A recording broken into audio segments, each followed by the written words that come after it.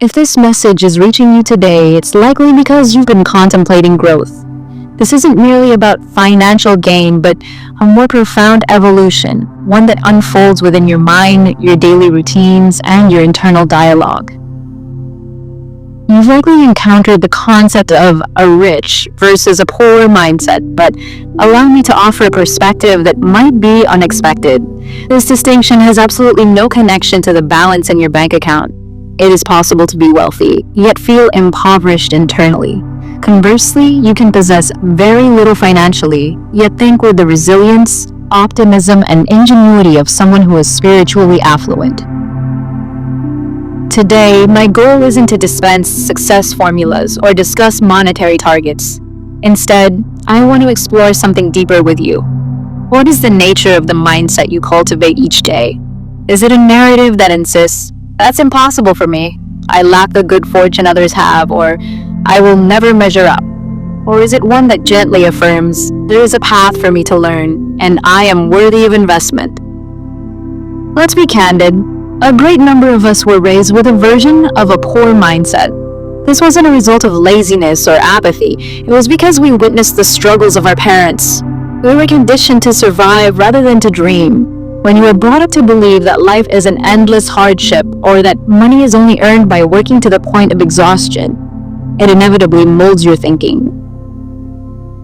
But here is a liberating truth. A mindset is not a permanent state. It is a habit, and any habit can be transformed. It's not about money. It's about mindset.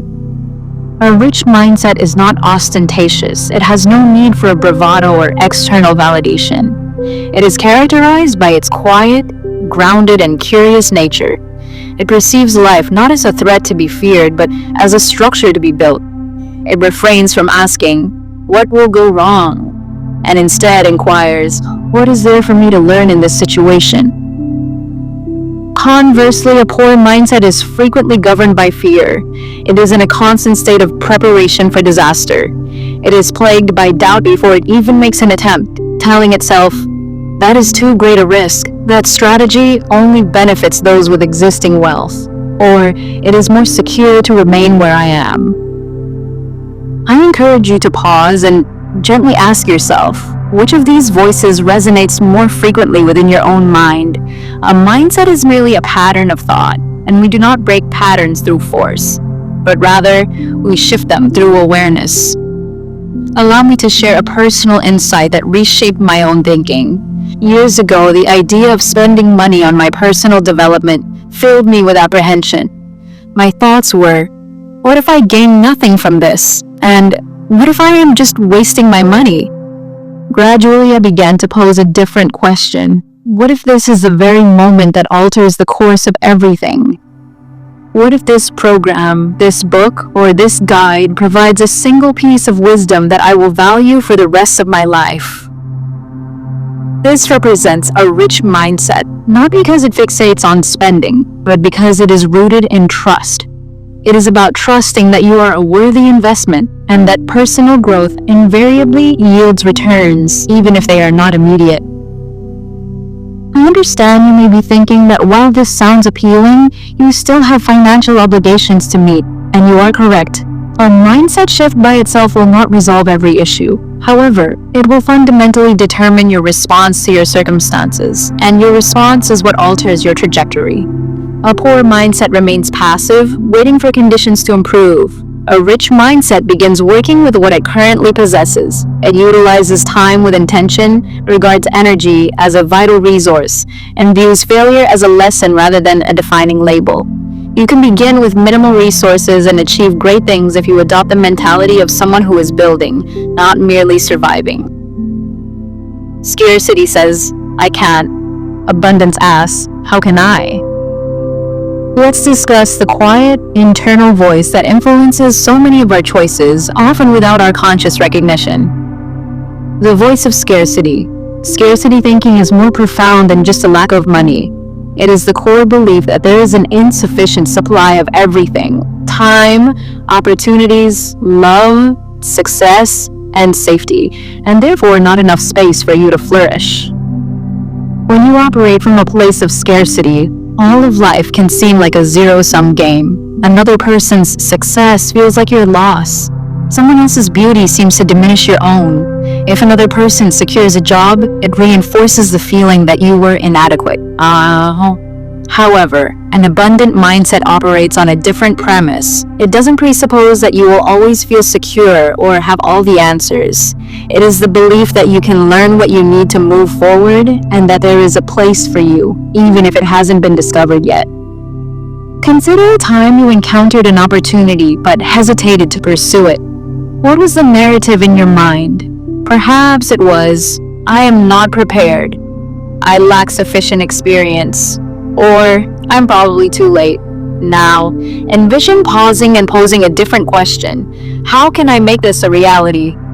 This single question transforms your energy, moving you from a state of helplessness to hopefulness, from paralysis to creativity.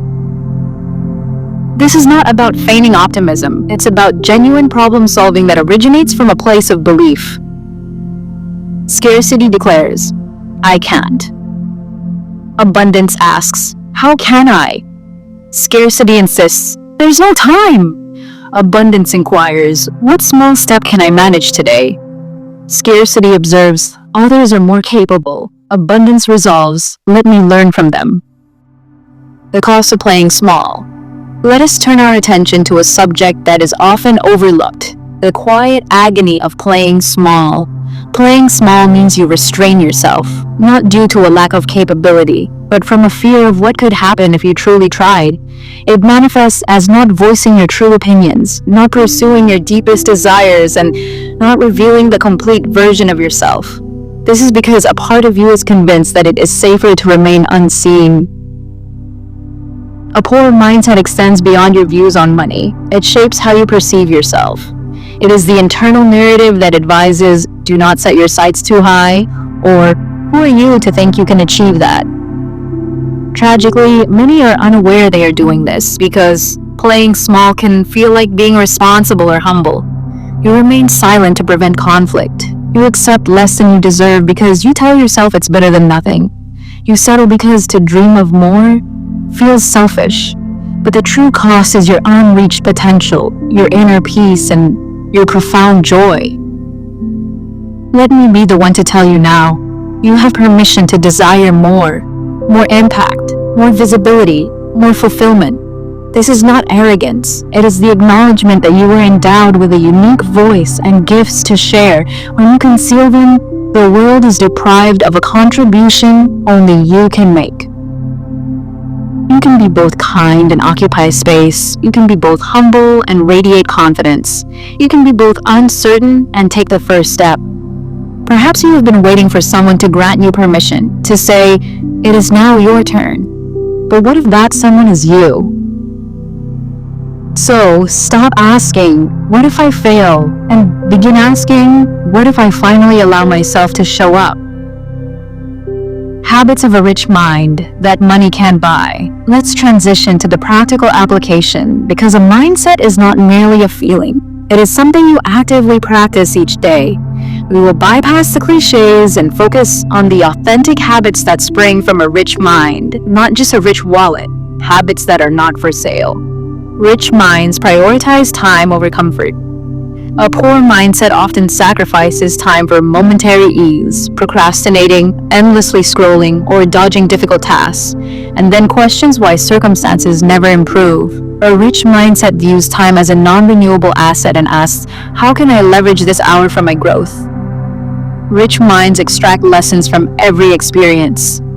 To them, failure is a teacher, criticism is a reflection, and obstacles are a form of training.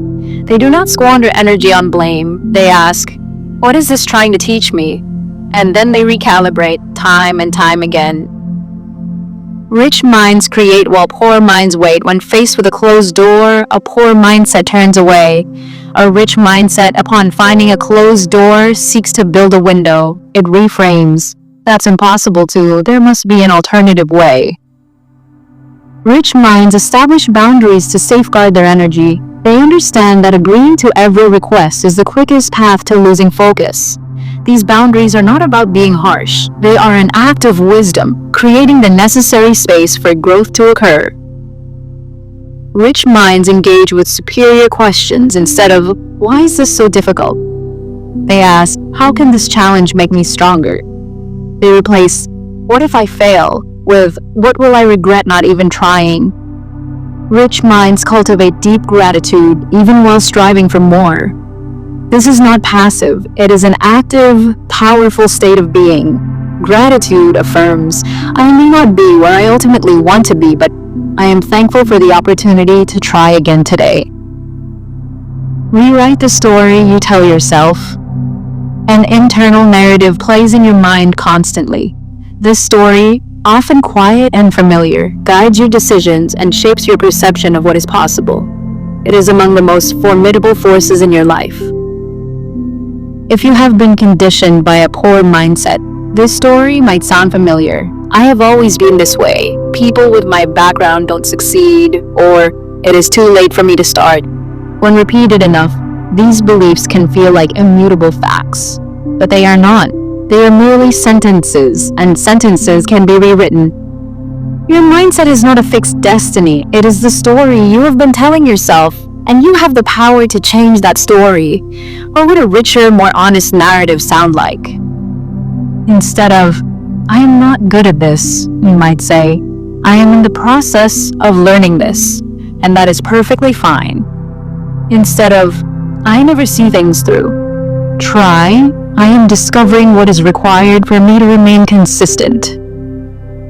Instead of, "I am different from successful people," consider, "My journey is unique, and that is one of my strengths." These reframe statements are like mental gateways. By choosing them, you create the internal space for new behaviors and a richer mindset to develop.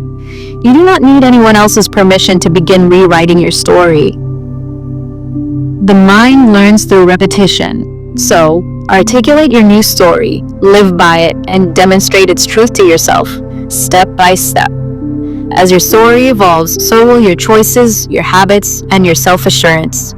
You will begin to see yourself not as someone who is stuck, but as someone who is in the process of becoming. That is who you truly are, not a completed object, but a work in progress. Not a failure, but a learner. Not confined, but continuously growing.